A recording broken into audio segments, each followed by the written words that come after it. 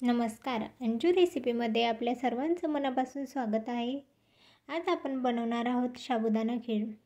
त्यासाठी मी इथे 1 चमचा गावरान तूप घेतले आहे. नंतर त्यामध्ये मी काही ड्रायफ्रूट टाकणार आहे. ड्रायफ्रूट चांगल्या प्रकारे तुपामध्ये परतून घ्यायचे आहे. ही खीर खायला खूप टेस्टी लागते. तुम्ही उपवासासाठी सुद्धा ही खीर खाऊ शकतात.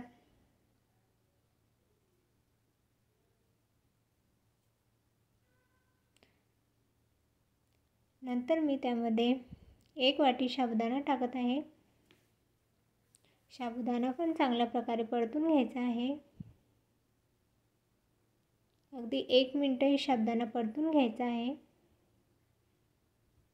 त्यानंतर गरम करून दूध टाकायचे आहे.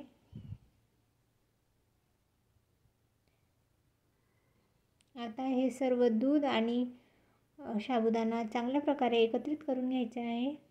त्यानंतर अर्धी वाटी साखर टाकायची आहे. साखरेचं प्रमाण तुम्ही कमी अधिक करू शकता. त्यानंतर वेलची पूड मी इथे टाकली आहे.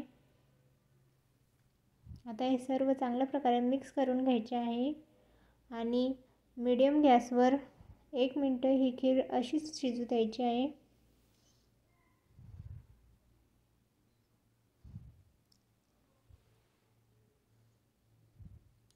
आपली एकदम स्वादिष्ट साबुदाणा खीर तयार आहे. माझी रेसिपी बघितल्याबद्दल धन्यवाद.